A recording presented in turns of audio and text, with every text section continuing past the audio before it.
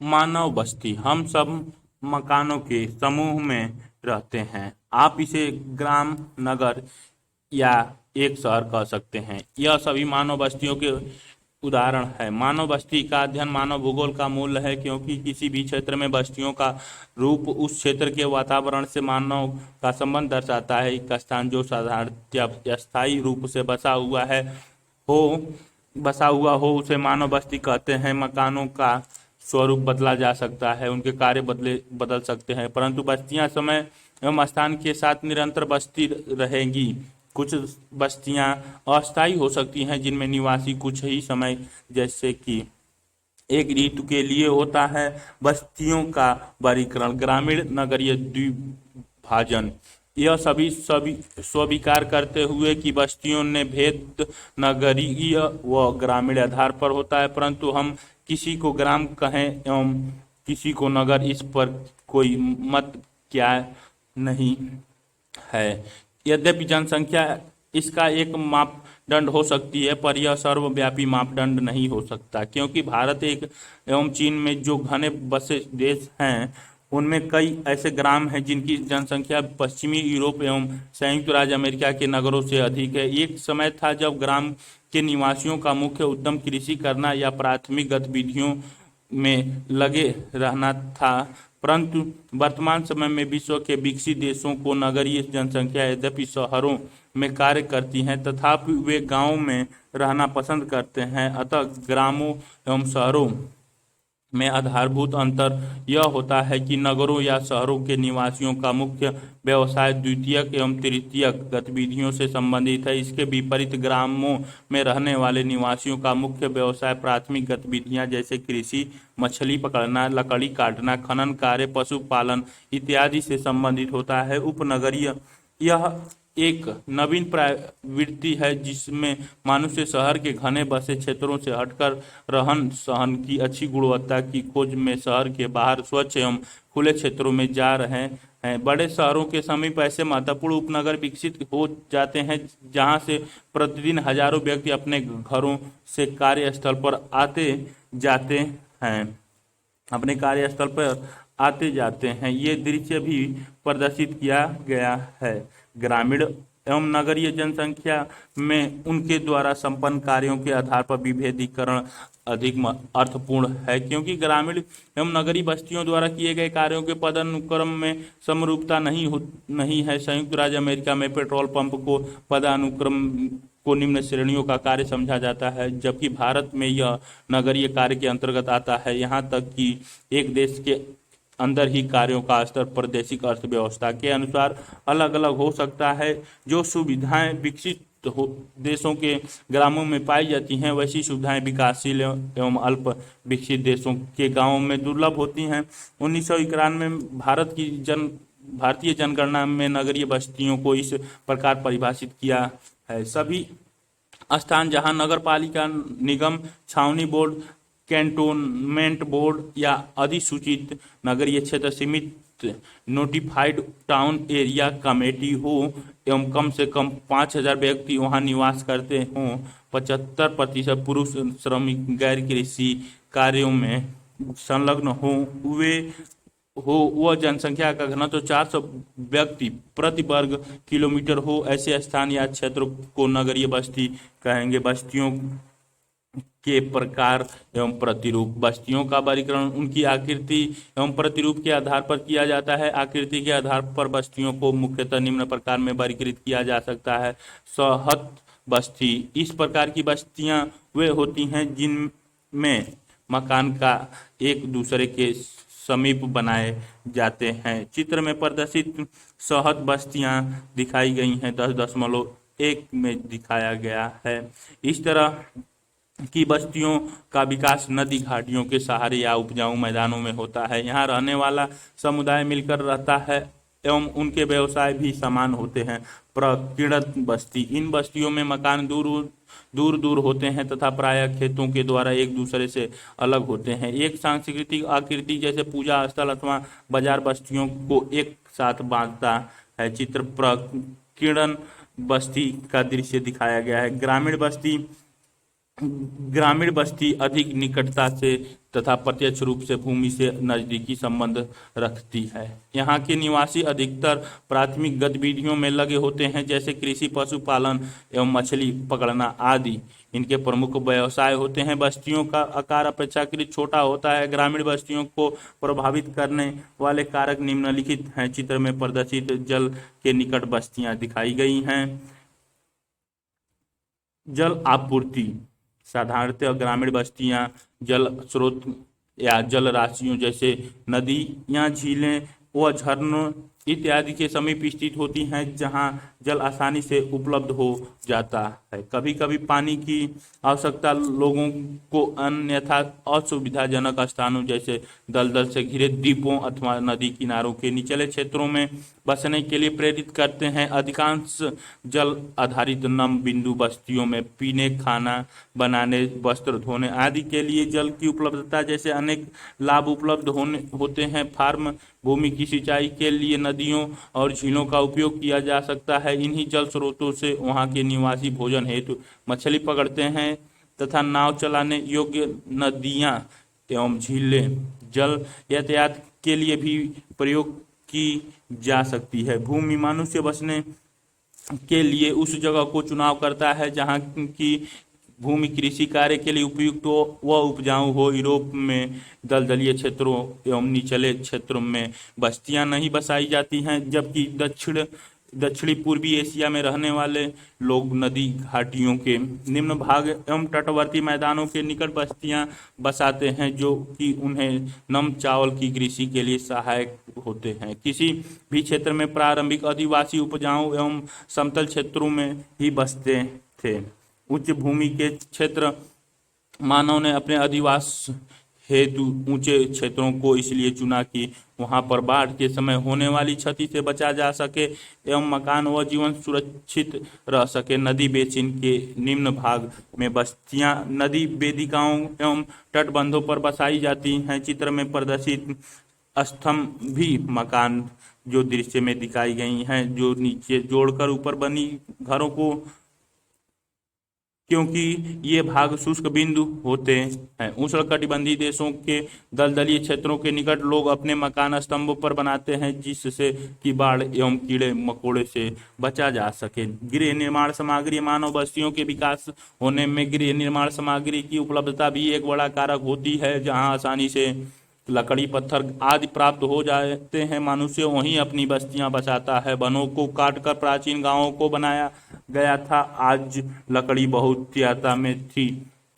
जहां लकड़ी बहुतायत में थी, चीन के लोयस क्षेत्र में वहां के निवासी कंदराओं में मकान बनाते थे एवं अफ्रीका के सवाना प्रदेश में कच्ची ईंटों के मकान बनते थे, जबकि ध्रुवीय क्षेत्रों में एस्किमो हिमखंडों से अपने इग्लू का निर्माण करते थे। सुरक्षा, राजनीतिक अस्थिरता, युद्ध या पड़ोसी समूहों के उपद्रवी होने की स्थिति में गांवों को सुरक्षात्मक पहाड़ियों एवं द्वीपों पर बसाया जाता था। नाइजीरिया में खड़े इस इजेलबर्ग अच्छी सुरक्षा स्थिति प्रदान करते हैं। भारत में अधिकतर दुर्ग ऊंचे स्थानों अथवा पहाड़ियों पर स्थित हैं। नियोजित बस्तियां, इस तरह की बस्तियां सरकार द्वारा बसाई जाती हैं। ग्रामवासियों द्वारा स्वतः जिन बस्तियों की स्थिति का चयन नहीं किया जाता, सरकार द्वारा अधिगृहित की गई ऐसी भूमि पर निवासियों को इस प्रकार की सुविधाएं जैसे आवास, पानी अथवा अन्य अवसंरचना आदि उपलब्ध कराकर बस्तियों को विकसित करती हैं। इथोपिया में सरकार द्वारा ग्रामीणीकरण योजना एवं भारत में इंदिरा गांधी नहर के क्षेत्र में नहरी बस्तियों का विकास इसके अच्छे उदाहरण हैं। ग्रामीण बस्तियों का प्रतिरूप यह दर्शाता है कि मकानों की स्थिति किस प्रकार एक दूसरे से संबंधित है। गांवों की आकृति एवं प्रसार को प्रभावित करने वाले कारकों में गांवों की स्थिति, समीपवर्ती स्थलाकृति एवं क्षेत्र की भूभाग प्रमुख स्थान रखते हैं। ग्रामीण बस्तियों का वर्गीकरण कई मापदंडों के आधार पर किया जा सकता है। रैखिक प्रतिरूप, चौकीय पट्टी प्रतिरूप, तारे के आकार का प्रतिरूप, टी आकार प्रतिरूप, वृत्ताकार प्रतिरूप और दोहरा प्रतिरूप। ये रेल वाले सड़क, पुल, मंदिर, नदी, गांव, नहर, तालाब, कुआं, पेड़ और ग्रामीण बस्तियों के ये प्रतिरूप दिखाए गए हैं। पहला वाला, दूसरा, तीसरा, चौथा, पांचवा, छठवां और सातवां ग्रामीण बस्तियों के प्रतिरूप हैं। विन्यास के आधार पर इनके मुख्य प्रकार हैं: मैदानी ग्राम, पठारीय ग्राम, तटीय ग्राम व वन्य ग्राम एवं मरुस्थलीय ग्राम। दूसरा, कार्य के आधार पर इसमें कृषि ग्राम, मछुआरों के ग्राम, लकड़हारों के ग्राम, पशुपालक ग्राम आदि आते हैं। तीसरा, बस्तियों की आवृत्ति के आधार पर इसमें कई प्रकार की ज्यामितीय आकृतियां हो सकती हैं, जैसे कि रेखीय, आयताकार, वृत्ताकार, तारे के आकार की, टी के आकार की, चौक पट्टी, दोहरे ग्राम इत्यादि। रेखीय प्रतिरूप उस प्रकार की बस्तियों में मकान सड़क, रेल लाइनों, नदियों, नहरों, घाटी के किनारे अथवा तटबंधों पर स्थित होते हैं। आयताकार प्रतिरूप ग्रामीण बस्तियों का यह प्रतिरूप समतल क्षेत्रों अथवा चौड़ी अंतरा पर्वतीय घाटियों में पाया जाता है। इसमें सड़कों आयताकार होती हैं जो एक दूसरे को समकोण पर काटती हैं। वृत्ताकार प्रतिरूप इस प्रकार के गांव, झीलों व तालाब आदि क्षेत्रों के चारों ओर बस्ती बस जाने से विकसित होते हैं। कभी कभी ग्राम को इस योजना चित्र में प्रदर्शित रेखीय प्रतिरूप बस्तियां 10.6 में दिखाई गई हैं से बसाया जाता है कि उसका मध्य भाग खुला रहे, जिसमें पशुओं को रखा जाए ताकि वे जंगली जानवरों से सुरक्षित रहें। तारों के आकार का प्रतिरूप, जहां कई मार्ग आकर एक स्थान पर मिलते हैं और उन मार्गों के सहारे मकान बन जाते हैं, वहां तारे के आकार की बस्तियां विकसित होती हैं। टी आकार, वाई आकार, क्रॉस आकार, टी के आकार की बस्तियां सड़क के तिराहे पर विकसित होती हैं, जबकि वाई आकार की बस्तियां उन क्षेत्रों में पाई जाती हैं जहां पर दो मार्ग आकर तीसरे मार्ग से मिलते हैं। क्रॉस आकार की बस्तियां चौराहों पर प्रारंभ होती हैं, जहां चौराहे से चारों दिशाओं में बसाव आरंभ हो जाता है। चित्र में प्रदर्शित वाई आकार की बस्तियों का दृश्य दिखाया गया है। दोहरी ग्राम, नदी या पुल या फेरी के दोनों ओर इन बस्तियों को विस्तार होता है। क्रियाकलाप आपके द्वारा क्लास 11 के भूगोल प्रायोगिक कार्य भाग फर्स्ट NCERT 2006 में अध्ययन किए गए किसी भी स्थलाकृति पत्रक में इन प्रतिरूपों को पहचानिए। ग्रामीण बस्तियों की समस्या। विकासशील देशों में ग्रामीण बस्तियों की संख्या अधिक है एवं इनका आधारभूत ढांचा भी अविकसित है। ये नियोजकों के सम्मुख बड़ी चुनौती और सुअवसर प्रस्तुत करते हैं। विकासशील देशों में ग्रामीण बस्तियों में जल की आपूर्ति भी पर्याप्त नहीं है। पर्वतीय एवं शुष्क क्षेत्रों में निवासियों को पेयजल हेतु लंबी दूरियां तय करनी पड़ती है। जल जनित बीमारियां जैसे हैजा, पीलिया आदि सामान्य समस्या है। दक्षिण एशिया के देश प्रायः बाढ़ एवं सूखे से ग्रस्त हो रहते हैं। सिंचाई सुविधाओं कम होने से कृषि कार्य पर भी प्रभाव पड़ता है। शौचालय घर एवं कूड़ा कचरा निस्तारण की सुविधाएं नगण्य हैं, जिससे इन क्षेत्रों में स्वास्थ्य से संबंधी समस्याएं रहती हैं। मकानों की रूपरेखा एवं उनके लिए प्रयुक्त होने वाली गृह निर्माण सामग्री हर पारिस्थितिकी प्रदेशों में भिन्न होती है। जो मकान मिट्टी, लकड़ी एवं छप्पर के बनाए जाते हैं, उन्हें भारी वर्षा एवं बाढ़ के समय काफी नुकसान पहुंचता है। हर वर्ष उनके उचित रख रखाव की आवश्यकता पड़ती है। अधिकतर मकानों की रूपरेखा भी ऐसी होती है जिसमें उपयुक्त समंतन नहीं होता है। एक ही मकान में मनुष्यों के साथ पशु भी रहते हैं। इसी मकान में पशु शेड और उनके चारा रखने की जगह भी होती है। ऐसा इसलिए किया जाता है कि जंगली जानवरों से पालतू पशुओं और उनके चारे की रक्षा उचित ढंग से हो सके। कच्ची सड़क एवं आधुनिक संचार के साधनों की कमी भी यही यहाँ की प्रमुख समस्या है। वर्षा ऋतु में इन क्षेत्रों का संपर्क आसपास के क्षेत्रों से कट जाता है, जिससे आपातकालीन सेवाएं प्रदान करने में भी गंभीर कठिनाइयां उपलब्ध हो जाती हैं। विशाल ग्रामीण जनसंख्या के लिए स्वास्थ्य एवं शिक्षा संबंधी पर्याप्त सुविधा प्रदान करना भी कठिन हो जाता है। यह समस्या उस समय और विकट हो जाती है जब ग्रामीणकरण उचित प्रकार से नहीं हुआ है और विशाल क्षेत्र में मकान दूर तक विकसित होते हैं। नगरीय बस्तियां तीव्र नगरीय विकास एवं नूतन परिघटना है। कुछ समय पूर्व तक बहुत ही कम बस्तियां कुछ हजारों से अधिक निवासियों वाली थी।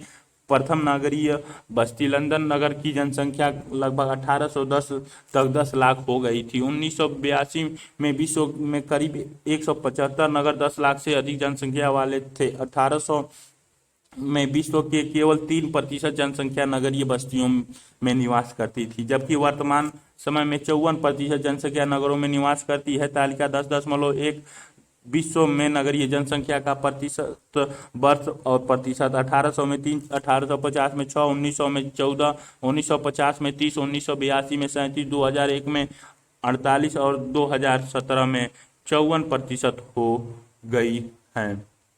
नगरीय बस्तियों का वर्गीकरण। नगरीय क्षेत्रों की परिभाषा एक देश से दूसरे देश में भिन्न है। वर्गीकरण के कुछ सामान्य आधार जनसंख्या का आकार, मनुष्यों द्वारा किए जाने वाले व्यवसाय एवं प्रशासकीय ढांचा है। जनसंख्या का आकार नगरीय क्षेत्रों को परिभाषित करने के लिए अधिकतर देशों ने इसी मापदंड को अपनाया है। नगरीय क्षेत्रों की श्रेणी में आने के लिए जनसंख्या के आकार की निचली सीमा कोलंबिया में 1500, अर्जेंटीना एवं पुर्तगाल में 2000, संयुक्त राज्य अमेरिका एवं थाईलैंड में 2500, भारत में 5000 एवं जापान में 30,000 व्यक्ति हैं। भारत में जनसंख्या के अतिरिक्त जनसंख्या घनत्व भी 400 प्रति व्यक्ति प्रति वर्ग किलोमीटर होना चाहिए एवं साथ ही साथ गैर कृषि कार्य में लगी जनसंख्या को भी ध्यान में रखा जाता है। विभिन्न देशों में जनसंख्या घनत्व अधिक या कम होने की स्थिति में घनत्व वाला मापदंड उसी के अनुरूप बढ़ा घटा दिया जाता है। डेनमार्क, स्वीडन और फिनलैंड में 250 व्यक्तियों की जनसंख्या वाले सभी नगरीय क्षेत्र कहलाते हैं। आइसलैंड में नगर होने के लिए न्यूनतम जनसंख्या 300 मनुष्य होना चाहिए, जबकि कनाडा और वेनेजुएला में यह संख्या 1000 व्यक्ति है। व्यवसायिक संरचना। जनसंख्या के आकार की अतिरिक्त कुछ देशों में जैसे भारत में प्रमुख आर्थिक गतिविधियों को भी नगरीय बस्तियां निर्दिष्ट करने के लिए मापदंड माना जाता है। इसी प्रकार इटली में उस बस्तियों को नगरीय कहा जाता है जिसका आर्थिक रूप से उत्पादन जनसंख्या का 50% गैर कृषि कार्य में संलग्न हो। भारत में यह मापदंड 75% का रखा गया है। प्रशासन। कुछ देशों में किसी बस्ती को नगरीय बस्ती में वर्गीकृत करने हेतु प्रशासनिक ढांचे को मापदंड माना जाता है। उदाहरण के लिए भारत में किसी भी आकार की बस्तियों को नगर के रूप में वर्गीकृत किया जाता है यदि वहां नगर पालिका, छावनी बोर्ड या अधिसूचित नगरीय क्षेत्र सीमित है। इसी प्रकार लैटिन अमेरिका के देश ब्राजील और बोलीविया में जनसंख्या आकार का ध्यान नहीं रखते हुए किसी भी प्रशासकीय केंद्र को नगरीय केंद्र माना जाता है। स्थिति। नगरीय केंद्रों की स्थिति उनके द्वारा संपन्न कार्यों के आधार पर देखी जाती है। उदाहरण के तौर पर किसी अवकाश सैरगाह की स्थिति के लिए जो आवश्यक बातें होनी चाहिए वे औद्योगिक नगरी, सेना नगर या एक समुद्री पतन नगर के लिए आवश्यक स्थिति से भिन्न होती है। सामरिक नगरों की स्थिति ऐसी जगह हो जहां इसे प्राकृतिक सुरक्षा मिले। खनिज नगरों के लिए क्षेत्रों में आर्थिक दृष्टिकोण से उपयोगी खनिजों का पाया जाना आवश्यक है। औद्योगिक नगरों के लिए स्थानीय शक्ति के साधन एवं कच्चा माल, पर्यटक केंद्र के लिए आकर्षक दृश्य या समुद्री तट, औषधि जल वाला झरना या कोई ऐतिहासिक अवशेष पतन के लिए पोताश्रय का होना। प्राचीन नगरीय बस्तियों की स्थिति जल, गृह निर्माण सामग्री एवं उपजाऊ भूमि उपलब्धता पर निर्भर रहती थी। यद्यपि वर्तमान में भी उपरोक्त कारकों का महत्व कम नहीं हुआ है। फिर भी आधुनिक प्रौद्योगिकी के कारण ऐसे क्षेत्रों में भी नगरीय बस्तियां विकसित हो रही हैं जहां उपरोक्त सुविधाएं न हो। पाइपलाइन के द्वारा जल दूर दूर तक पहुंचाया जा सकता है और यातायात के साधन के माध्यम से गृह निर्माण सामग्री भी दूरस्थ क्षेत्रों से प्राप्त की जा सकती है। नगरों के विस्तार में स्थान के अलावा उनकी स्थिति भी महत्वपूर्ण भूमिका निभाती है। जो नगर महत्वपूर्ण व्यापारिक मार्गों के निकट स्थित हैं उनका विकास तेजी से हुआ है। नगरीय क्षेत्रों के कार्य प्राचीन नगर प्रशासन, व्यापार, उद्योग, सुरक्षा एवं धार्मिक महत्व के केंद्र हुआ करते थे। वर्तमान समय में सुरक्षा तथा धर्म का कार्यात्मक विभेदीकरण के रूप में महत्व घटा है, परंतु कई अन्य कार्यों इस सूची में जुड़े गए हैं। आजकल कई नए कार्य जैसे मनोरंजनात्मक, यातायात, खनन, निर्माण, आवासीय तथा सबसे नवीन सूचना प्रौद्योगिकी आदि कुछ विशिष्ट नगरों में संपन्न होते हैं। इनमें से कुछ कार्यों के लिए नगरीय केंद्रों को समीप के ग्रामीण क्षेत्रों से किसी भी प्रकार के आधारभूत संबंधों की आवश्यकता नहीं होती है। सूचना एवं संचार प्रौद्योगिकी का एक कार्य के रूप में वर्तमान एवं नवीन बस्तियों के विकास पर क्या प्रभाव होगा। क्रियाकलाप उन शहरों की सूची बनाइए जिनमें नए कार्य ने पुराने कार्यों का स्थान ले लिया है। यद्यपि नगर बहुत से कार्य करते हैं, पर हम केवल उनके द्वारा किए गए प्रमुख कार्यों का ही उल्लेख करते हैं। उदाहरण के तौर पर हम शैफील्ड को औद्योगिक नगर, लंदन को पतन नगर, चंडीगढ़ को प्रशासकीय नगर सोचते हैं। बड़े नगरों में विभिन्न प्रकार के कार्य किए जाते हैं। इसके अतिरिक्त समय के अनुसार नए नए कार्य विकसित होते रहते हैं। इंग्लैंड के 19वीं शताब्दी के मछली पकड़ने वाले पतन ने अब पर्यटक को विकसित कर लिया है। कई प्राचीन बाजार नगर अब विनिर्माण कार्यों के लिए जाने जाते हैं। नगरों एवं शहरों का वर्गीकरण निम्न प्रकार से किया जा सकता है। प्रशासनिक नगर राष्ट्र की राजधानियां जहां पर केंद्रीय सरकार के प्रशासनिक कार्यालय होते हैं उन्हें प्रशासनिक नगर कहा जाता है, जैसे नई Delhi, Canberra, Beijing, Aedes अबाबा, Washington DC एवं लंदन इत्यादि प्रशासनिक नगर हैं। राज्य में भी ऐसे नगर हो सकते हैं जिनका कार्य प्रशासनिक हो। उदाहरण के लिए Victoria, British Columbia, Albany, New York, Chennai, Tamil Nadu इत्यादि। व्यापारिक एवं व्यावसायिक नगर कृषि बाजार कस्बों जैसे विनिपेग एवं कनसास नगर। बैंकिंग एवं वित्तीय कार्य करने वाले नगर जैसे फ्रैंकफर्ट एवं एम्स्टर्डम। विशाल अंतर्देशीय केंद्र जैसे मैनचेस्टर एवं सेंट लुइस एवं परिवहन के केंद्र जैसे लाहौर, बगदाद और आगरा प्रमुख व्यापारिक केंद्र रहे हैं। सांस्कृतिक नगर तीर्थ स्थान जैसे यरूशलम, मक्का, जगन्नाथपुरी एवं बनारस आदि सांस्कृतिक नगर हैं। धार्मिक दृष्टिकोण से इनका बहुत महत्व है। इनके अतिरिक्त जो कार्य नगर करते हैं उनमें स्वास्थ्य एवं मनोरंजन मियामी एवं पणजी, औद्योगिकी पीटर्सबर्ग एवं जमशेदपुर, खनन ब्रेकन हिल एवं धनबाद एवं परिवहन सिंगापुर एवं मुगल सराय आदि सम्मिलित किए जाते हैं।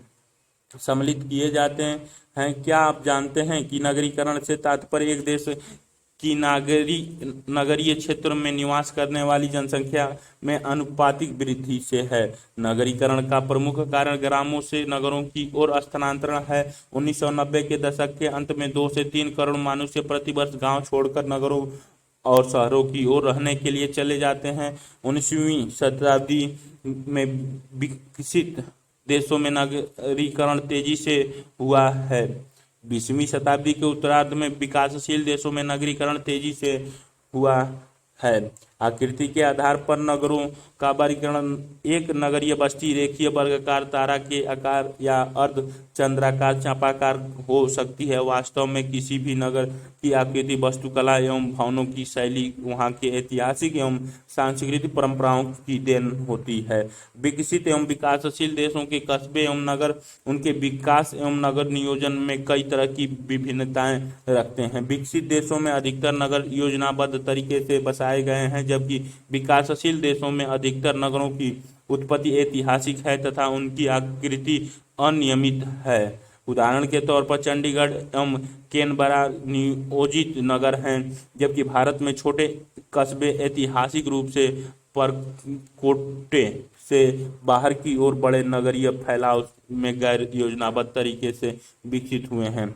अदीस अबाब नवीन पुष्प इथोपिया की राजधानी नगर अदीस अबाब, जैसे कि इसके नाम से ही विदित होता है कि अदीस नया अबाब पुष्प एक नया नगर है जिसका स्थापना 1878 में हुई थी। महत्वपूर्ण संपूर्ण नगर पर्वतीय घाटी स्थलाकृति पर स्थित है। सड़कों का प्रारूप स्थानीय धरातल से प्रभावित है। राजकीय मुख्यालय या आरात एवं अमिष्ट किलों से चारों ओर सड़कें जाती हैं। मरकाटो में एक बहुत विकसित बाजार है जिसके विषय में मान्यता है कि उत्तर में काहिरा एवं दक्षिण में ये चित्र प्रदर्शित है। अदीस अबाब की अकारिकी दक्षिण अदीस अबास की ये चित्र जो बहुत बारीक है, आंख से दिख नहीं रही है। ये अदीस अबाब की क्षैतिज रेखा ये कैनबरा जो ऑस्ट्रेलिया नेशनल बायोटिक गार्डन और Turner Braddon National War Memorial, Australian National University, Commonwealth Park, Lake Burley, Griffin, कास्टोकॉन National Gallery of Australia, Barton, यह Parliament House, Forrest, Deakin, Manuka, Kingston station. नियोजित नगर कैनबरा की आकारिकीय दृश्य दिखाई गई है। जोहान्सबर्ग के बीच ये सबसे बड़ा बाजार है। अदीस अबाब जहां एक बहुसंख्यक विश्वविद्यालय, चिकित्सा महाविद्यालय और कई अच्छे स्कूल होने की वजह से शिक्षा का भी एक महत्वपूर्ण केंद्र है। जिबूती अदीस अबाब रेल मार्ग का अंतिम स्टेशन है। बोले हवाई अड्डा सापेक्ष एक नया हवाई अड्डा है। इस नगर का तेजी से विकास हुआ है क्योंकि यह इथोपिया के मध्य में स्थित है। कई प्रकार के कार्य यहाँ संपन्न किए जाते हैं। कैनबेरा अमेरिकन वास्तुविद वाल्टर बर्ली ग्रिफिन ने 1912 में ऑस्ट्रेलिया की राजधानी के लिए इस नगर की योजना बनाई। भूदृश्य की प्राकृतिक आकृतियों को ध्यान में रखते हुए लगभग 25,000 निवासियों के रहने के लिए इस उद्यान नगर की कल्पना की थी। इसमें 5 मुख्य केंद्र थे, प्रत्येक के अलग अलग कार्य थे। पिछले कुछ दशकों में कई उपनगर इसके समीप बन गए हैं, जिनसे अपने केंद्र है। नगर में बहुत खुले क्षेत्र हैं एवं कई प्रकार उद्यान तथा पार्क हैं।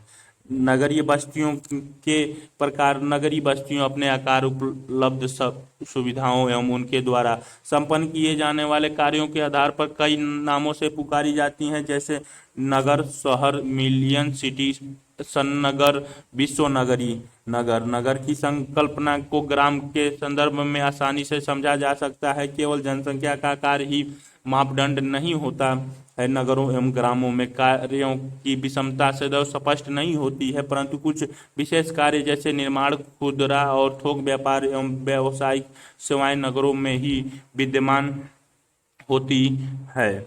शहर यह अग्रणी नगर होता है जो अपने स्थानीय व क्षेत्रीय प्रतिस्पर्धियों को पीछे छोड़ देता है। लेविस ममफोर्ड के शब्दों में वास्तव में शहर उच्च एवं अधिक जटिल प्रकार के सहचार्य जीवन का भौतिक रूप है। शहर नगरों से बड़े होते हैं एवं इनके आर्थिक कार्य भी अधिक होते हैं। यहाँ पर प्रमुख वित्तीय संस्थान, प्रादेशिक प्रशासकीय कार्यालय एवं यातायात के केंद्र होते हैं। जब इनकी जनसंख्या 10 लाख से अधिक हो जाती है तब इन्हें मिलियन सिटी कहा जाता है। सन नगर, इस शब्दावली का प्रयोग 1915 में पैट्रिक गिडीज ने किया था। यह विशाल विकसित नगरीय क्षेत्र होते हैं जो मूलतः अलग अलग नगरों या शहरों के आपस में मिल जाने से एक विशाल नगरीय विकास क्षेत्र में परिवर्तित हो जाता है। ग्रेटर लंदन, मैनचेस्टर, शिकागो एवं टोक्यो इसके उदाहरण हैं। क्या आप भारत में ऐसे उदाहरण दे सकते हैं? Million city.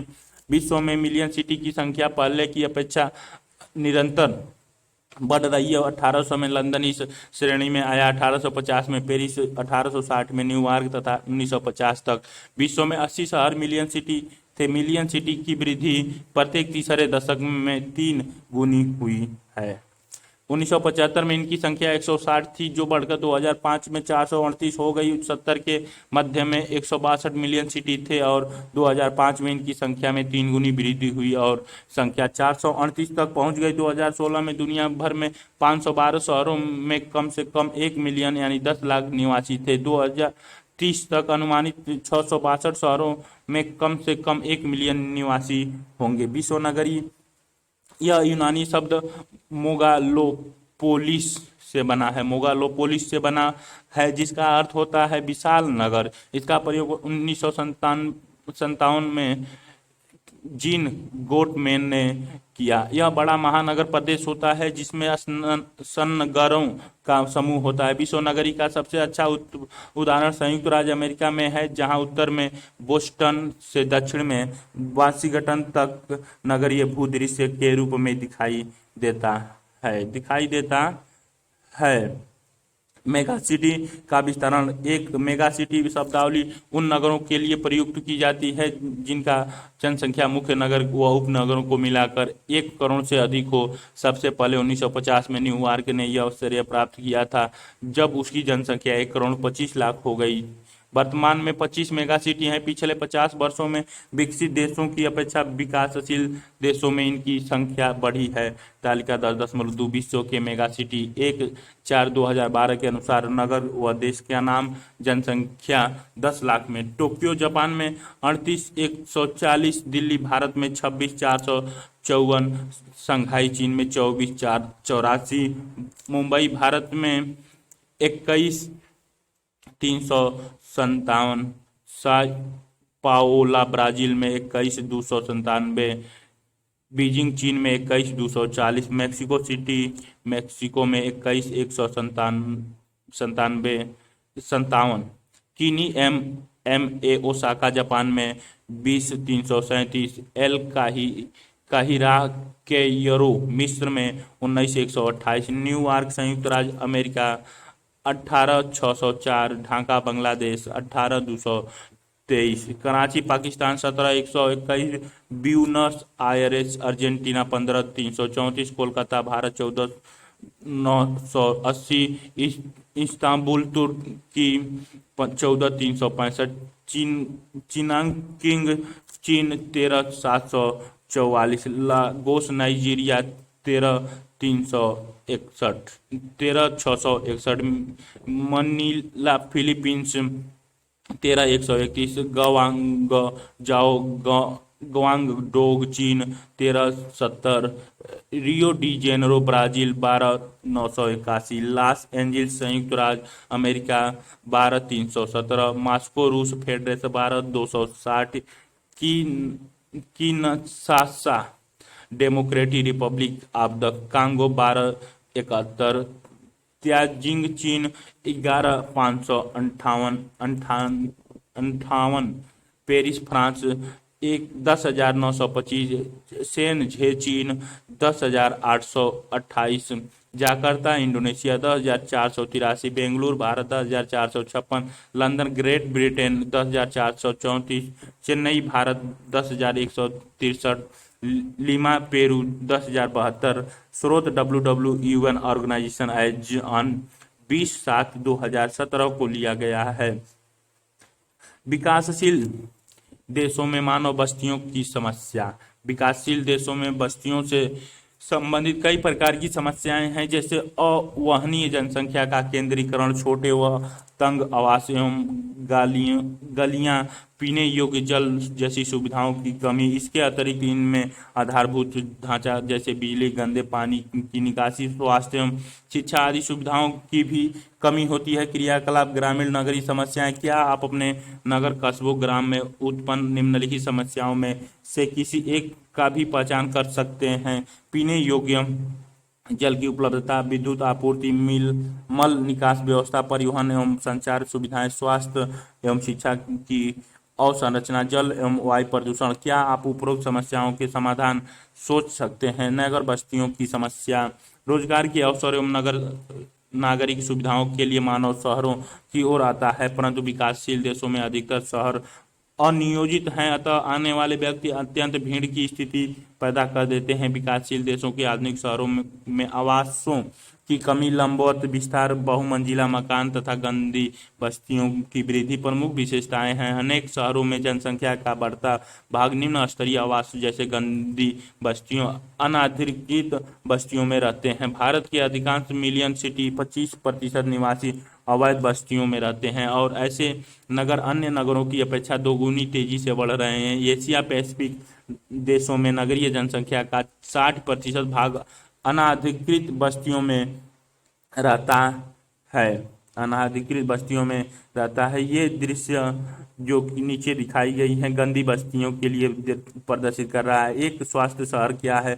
विश्व स्वास्थ्य संगठन ने बतलाया कि एक स्वस्थ शहर में निम्न सुविधाएं अवश्य होनी चाहिए: स्वच्छ एवं सुरक्षित वातावरण, सभी निवासियों की आधारभूत आवश्यकताओं की पूर्ति, स्थानीय सरकार में समुदाय की भागीदारी, सभी के लिए आसानी से उपलब्ध स्वास्थ्य सुविधाएं। आर्थिक समस्याएं। विश्व के विकासशील देशों के ग्रामीण व छोटे नगरीय क्षेत्रों में रोजगार के घटते अवसरों के कारण जनसंख्या की शहरों की ओर पलायन हो रहा है। यह विशाल प्रवासी जनसंख्या नगरीय क्षेत्रों, अकुशल और अर्धकुशल श्रमिकों की संख्या में अत्यधिक वृद्धि कर देती है, जबकि इन क्षेत्रों में जनसंख्या पहले से ही चरम पर होती है। सामाजिक सांस्कृतिक समस्याएं। विकासशील देशों के शहर विभिन्न प्रकार की सामाजिक बुराइयों से ग्रस्त हैं। अपर्याप्त वित्तीय संसाधनों के कारण बहुसंख्यक निवासियों की आधारभूत सामाजिक ढांचागत आवश्यकताएं भी पूरी तरह नहीं हो पाती हैं। उपलब्ध स्वास्थ्य एवं शिक्षा संबंधी सुविधाएं गरीब नगरवासियों की पहुंच से बाहर रहती हैं। विकासशील देशों में स्वास्थ्य सूचक भी एक निराशाजनक चित्र प्रस्तुत करते हैं। बेरोजगारी एवं शिक्षा की कमी के कारण अपराध अधिक होते हैं। ग्रामीण क्षेत्रों से स्थानांतरित जनसंख्या में पुरुषों की अधिकता के कारण इन नगरों में जनसंख्या का लिंग अनुपात असंतुलित हो जाता है। पर्यावरण संबंधी समस्याएं। विकासशील देशों में रहने वाली विशाल नगरीय जनसंख्या जल का केवल उपभोग ही नहीं करती, वरना जल एवं सभी प्रकार को व्यर्थ पदार्थों का निस्तारण भी करती है। विकासशील देशों के अनेक नगरों में पीने योग्य पानी की न्यूनतम आवश्यकता की पूर्ति तथा घरेलू और औद्योगिक उपयोग के लिए जल की उपलब्धता सुनिश्चित करना अत्यधिक कठिन है। घरेलू एवं औद्योगिक कार्यों के लिए परंपरागत ईंधन के व्यापक उपयोग के कारण वायु प्रदूषित हो जाती है। एक अनुपयुक्त मल निस्तारण व्यवस्था अस्वास्थ्यकर दशाएं पैदा करती हैं। घरेलू एवं औद्योगिक अपशिष्ट को सामान्य मल व्यवस्था में डाल दिया जाता है या बिना किसी शोधन के अनिश्चित स्थान में डाल दिया जाता है। जनसंख्या को आवास प्रदान करने के लिए विशाल कंक्रीट ढांचे बनाए जाते हैं जो नगरों में उष्म द्वीप बनाने में सहायक भूमिका निभाते हैं। समान संसाधन एवं मनुष्यों के संचालन के द्वारा शहर, नगर एवं ग्रामीण बस्तियां आपस में एक दूसरे के संपर्क में रहते हैं। मानव बस्तियों को बनाए रखने के लिए नगरीय ग्रामीण संपर्क अत्यंत आवश्यक है। विशेष रूप से विकासशील देशों में ग्रामीण जनसंख्या की वृद्धि ने रोजगार सृजन एवं आर्थिक अवसरों को पीछे धकेल दिया है, जिसके कारण ग्रामीण जनसंख्या का नगरों की ओर प्रवास क्रमशः बढ़ा है, जिसने नगरीय क्षेत्रों में पहले से ही समस्याग्रस्त ढांचागत सुविधाओं और सेवाओं को बहुत अधिक दबाव बढ़ा दिया है। ग्रामीण निर्धनता को दूर करना शीघ्र आवश्यक है। ग्रामीण बस्तियों में रहन सहन के स्तर को सुधारना एवं वहाँ रोजगार व शिक्षा के अवसरों का सृजन करना भी आवश्यक है। ग्रामीण और नगरीय क्षेत्रों में विभिन्न आर्थिक, सामाजिक एवं पर्यावरणीय आवश्यकताओं को संतुलित करके उनके अनुपूरक योगदान तथा संपर्कों का पूरा पूरा लाभ उठाना चाहिए। नगरीय रणनीति की योजना। संयुक्त राष्ट्र विकास कार्यक्रम ने नगर रणनीति में निम्न प्राथमिकताएं बताई हैं। नगरीय निर्धनों के लिए आश्रय स्थल में वृद्धि, आधारभूत नगरीय सुविधाओं जैसे शिक्षा, प्राथमिक स्वास्थ्य, स्वच्छ जल और सफाई का प्रबंधन आदि को उपलब्ध करवाना है। महिलाओं की मूलभूत सेवाओं तथा राजकीय सुविधाओं तक पहुंच में सुधार, ऊर्जा उपयोग तथा वैकल्पिक परिवहन तंत्र को उन्नत बनाना, वायु प्रदूषण को कम करना